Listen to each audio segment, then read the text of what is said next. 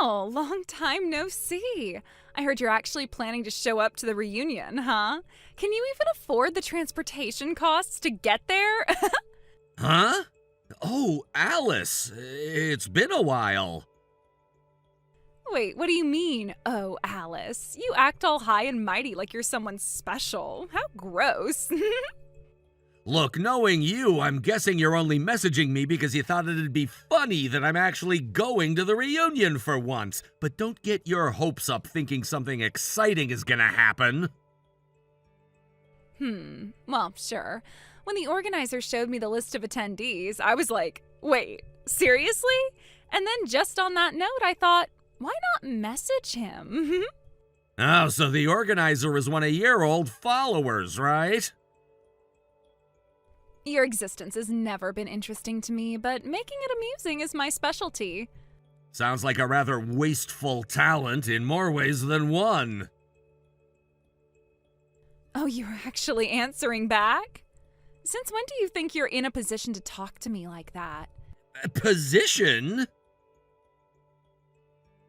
Do you really think someone like you, a broke loser, has any kind of standing? I always thought you didn't come to previous reunions out of respect for your position, but now it seems like I was wrong. I'm kind of disappointed. Look, Alice, it's been almost 10 years since we graduated from high school. So what? Yeah, sure, my family was poor because my dad's been sick. On the other hand, you were one of those popular girls at school, a gal, always at the top of the school caste system. But now that we're adults, you're still holding on to that and looking down on people? Is that really okay? Huh? What are you talking about? I'm not even bringing up the whole school caste thing, you know. Oh, really? Because here's the thing, no matter how much time passes, being poor means you stay at the bottom of society. So the hierarchy between you and me is still the same as it was back then, and it'll stay that way, now and forever. You haven't changed a bit. I think you need to reconsider that way of thinking.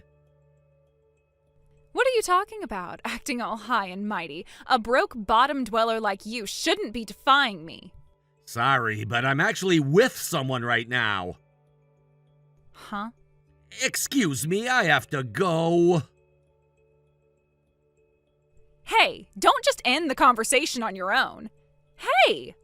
Well, for today, I'll let it slide.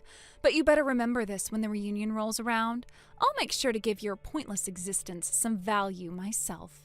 Look forward to it, all right?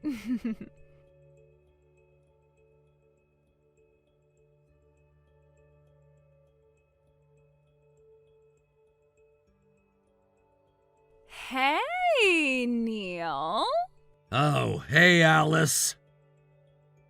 So, about that message I sent earlier. Earlier? Don't play dumb. Wait, no way. Don't tell me you actually want me to say it again. Is someone feeling flattered, a little full of himself because he got a love confession? Confession? What are you even talking about? I don't remember ever talking to you directly, not even once. Oh, come on, you don't need to act like that. Whatever, I'll say it again. And this time I'll put it in writing. Since it'll be saved in your messages, you better read every word carefully and cherish my feelings, okay? Huh? I like you. I want to take you home with me tonight. Excuse me? You did say we should sneak out after the reunion and have some alone time, didn't you? What the hell are you talking about? Oh, come on, don't go playing innocent now. You've always talked down to me, ridiculed me every chance you got. You were downright cruel back in school, so what's this sudden change of heart? Okay, here's the truth. I've actually liked you for a long, long time. It's just, I didn't know how to say it, so instead I acted the opposite. I was mean because I didn't want anyone, including you, to see how I felt. Right. But when I messaged you the other day, I realized I couldn't keep doing that. I couldn't keep pretending. So I worked up the courage to be honest. I want to start over with you, build something real. Please, go out with me. And if you say yes, well, tonight I'm all yours. You can do whatever you want with me. Wait, anything I want? Whatever you want. Got it. In that case, nice to meet you. Looking forward to tonight.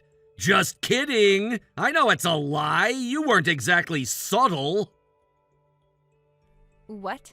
It's a punishment game, right? Huh? What are you talking about? Rachel told me. Rachel?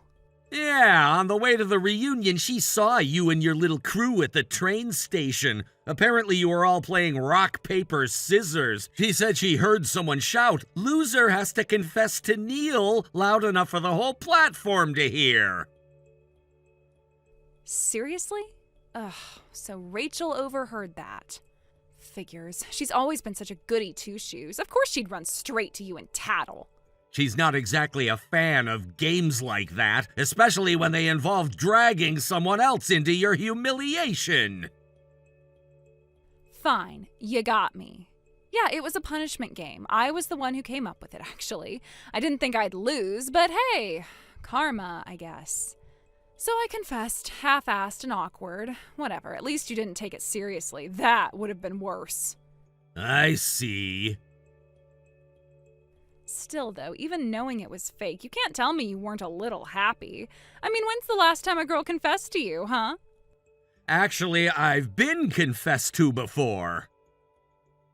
What? Wait. Are you seriously counting my punishment confession as a real one? That's kinda sad. No, I meant someone else entirely. What? Back in high school, Rachel confessed to me. We dated for a while. You're kidding. Rachel, that strict as hell, rule-enforcing robot who patrolled the halls like a prison guard, she confessed to you? Yep, about half the class knew. You must have been in the half that didn't. And you seriously expect me to believe she made the first move? Check the reunion list, remember? You said you looked at it earlier. I did. Then you might have missed something important. Rachel's last name? It's the same as mine. Wait, are you saying... We're married. Got a kid, too. What? Hold on. This whole thing, this stupid punishment game. I just confessed to a married guy? Oh my god, that's beyond humiliating. Kinda makes the punishment feel real now, doesn't it? Shut up! You looked like you were enjoying it, so don't act so smug now. Here's the kicker. Before your message, I don't remember being confessed to at all. Huh? I never made it to the reunion. Something urgent came up. I'm on the train right now. Wait, you're not even at the venue? Nope. Then who the hell did I just confess to? Rachel's at the reunion. She said she saw you in the corner of the room approaching some guy who was glued to his phone. You told him your confession, right? Yeah, he had glasses, looked kind of nerdy. Same vibe as you used to have, so I thought. That was Seth. No. Please tell me you're joking. Nope. Rachel said ever since you confessed, he hasn't stopped staring at you. He's apparently grinning and watching your every move. Oh my god, no. No. Anyone but Seth. That bad, huh? Of course it is. He's a full-on delusional creep. Back in school, he latched onto anyone who so much as looked in his direction. Once he picked a target, he wouldn't stop until they either dated him or changed schools. The rumors were terrifying. I remember hearing some of those, yeah. You've got to help me. Not sure what you expect me to do. I'm on a train. You should have skipped work today. I couldn't. I'm in the middle of heading to a major meeting. What kind of job doesn't let you skip one reunion day? I run my own company. What? I'm the CEO! Started it 6 years ago, took a while to build, but now it's on stable footing. Things are going well. Okay, wait, new plan. Forget everything I said earlier, that was all nonsense. Let's pretend the punishment game never happened. Oh? Yeah, I mean, if you're a CEO and married to a super serious girl like Rachel, maybe what you really need is someone different, someone fun, someone like me. I'd make a much more exciting wife, don't you think? I swear I'm holding in a laugh so hard right now I might burst. Huh? No offense, but haven't you confessed to me? That's the real punishment. Excuse me?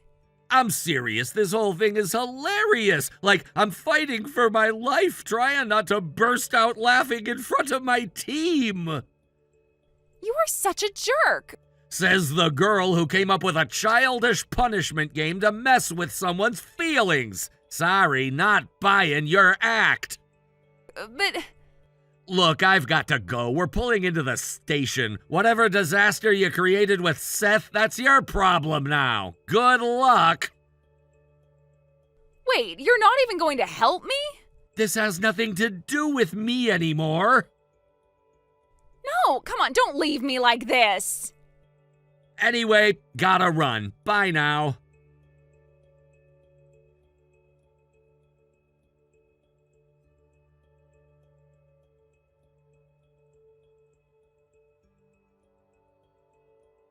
The class reunion turned out to be quite a battlefield. Alice, misunderstanding the situation and thinking her confession was genuine, was taken aback when Seth, who had always been quick to fall in love, decided to make a surprise marriage proposal right there at the venue. Seth had never been one to understand jokes like these. He was the type of person who took things seriously no matter how absurd the situation might be. His love for Alice had been real, and when he heard her confession, he took it as an honest declaration of affection. The confusion and tension in the air were palpable as he stood up, took her hand, and announced to everyone that they were now engaged. Alice, taken completely by surprise and unable to escape the situation, found herself swept along by the momentum of Seth's enthusiasm. There was no time to process the events unfolding around her. The next thing she knew, she was being whisked away from the reunion by Seth, who was beaming with happiness, not knowing the extent of the confusion that had led them to this point. He didn't even pause to let Alice explain, dragging her along as if she were already his bride. It wasn't long before they found themselves in a hotel room together where they spent the night. Alice, overwhelmed by the surrealness of it all, was left speechless and unsure how to react. She had never expected things to escalate so quickly, let alone end up in such an intimate situation. But Seth was already celebrating, oblivious to the fact that Alice had never intended for this to happen. The following morning, things didn't improve. Alice, still in a daze, found herself face to face with a beaming Seth, who greeted her with a wide grin as if everything were perfectly normal. He was a completely different person now. His earlier, somewhat awkward demeanor had shifted into one of smug confidence. Seth was smiling ear to ear, and Alice, who was still processing the events of the night, could hardly believe what was happening. Seth didn't give Alice any room to argue. His mind was made up. He was determined to make her his. Without allowing her the space to think, he led her to a nearby registry office. He didn't care that they had only been together for a matter of hours. The speed at which he was moving was part of his thrill. Alice, still reeling from the shock of it all, found herself signing papers alongside him as though she had no control over the situation. In what could only be described as a whirlwind, Alice and Seth had entered into a marriage contract. A half-day romance turned into an official union. The rapidity of it all made Alice feel like she had no time to breathe, let alone think. The moment she signed the papers, the reality of her new life settled in with a heavy weight. She had gone from a reluctant participant in a joke to a legally married woman in the blink of an eye. As she tried to piece together what had happened, her mind raced with confusion and disbelief. She had never imagined her life taking this turn. Seth, on the other hand, was utterly thrilled. He wore the expression of someone who had won a great prize, his eyes gleaming with satisfaction. He didn't seem to notice or care about the internal turmoil Alice was experiencing. In fact, his attitude seemed to suggest that everything was going according to plan. His plan. The next few months passed in a haze for Alice. She found herself trapped in a situation that she hadn't chosen. She couldn't tell anyone the truth, that this had all been a mistake, a result of a punishment game gone horribly wrong. It was hard to admit that she had been coerced into something so important, something so life-altering, because in the eyes of the world, she had gotten this. She had agreed to marry Seth, and now she was bound by that decision. The most surprising twist came 3 months later. Alice discovered that she was pregnant. The news hit her like a freight train, and suddenly the stakes of the situation became much higher. She couldn't escape the reality that she was now carrying Seth's child.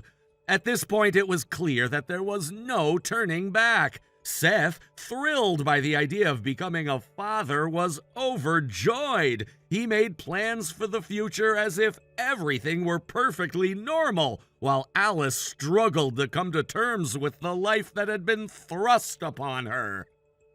Though Alice had every reason to want to flee from her situation, she couldn't. The pregnancy changed everything. She couldn't simply say it was all a joke or it was a punishment game now. Those words would never be accepted as an excuse. The situation had gone too far. She was married to Seth, and they were about to have a child together. It wasn't just a joke anymore, it was real.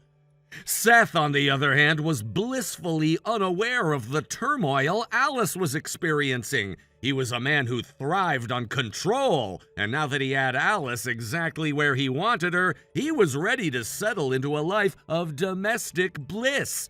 He believed in his own mind that they were happy together. His warped sense of reality made it impossible for him to see the cracks in their relationship. For him, everything was perfect.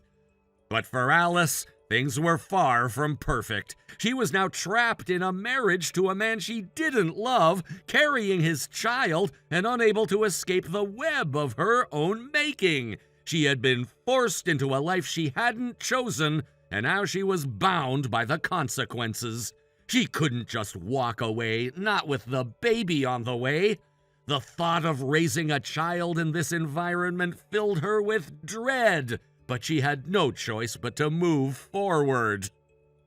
As the months passed, Alice became more and more resigned to her fate.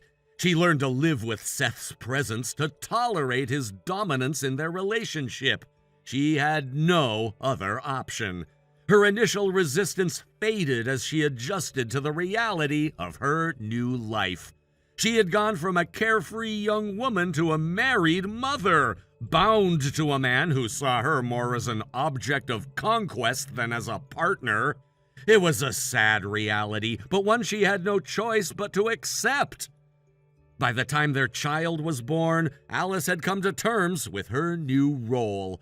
She wasn't the same person she had been before. She was now a wife, a mother, and someone who had been forced into a life she hadn't chosen. As she looked at her child, she couldn't help but feel a pang of regret. She had once had dreams, hopes, and plans for the future, but all of that had been swept away in a series of unfortunate events. Now she was stuck in a life that she couldn't change. Despite all the pain and regret, Alice did her best to provide for her child. She cared for the baby as best she could, though the reality of her situation weighed heavily on her. She couldn't escape the feeling that she was living someone else's life, one that had been dictated by a series of events she hadn't been able to control. But she was determined to raise her child the best she could, even if she wasn't sure what the future held. Seth, of course, remained oblivious to Alice's internal struggle. He continued to act as though everything was perfect, as if their marriage was exactly what he had always wanted. For him, the world was simple. He had won, and Alice was his. But Alice knew the truth. She knew that she had been coerced, manipulated, and trapped. She couldn't shake the feeling that her life had been stolen from her, and she wondered if she would ever find a way to escape the life that Seth had created for them. As the years went by, Alice remained in the marriage, now a mother, now a wife, still carrying the weight of the choices she had never made. She had no choice but to keep moving forward, even if the life she was living felt like a prison. She had been forced into this life, and now she was trapped, bound by the consequences of a decision made in haste. Thank you for watching and listening. We hope you enjoyed the video. Don't forget to like this video and subscribe. Also, feel free to leave a comment about what you thought of the story. We look forward to seeing you at the next story.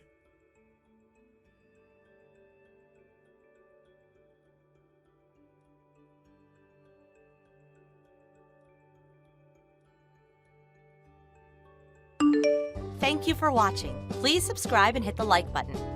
See you next time.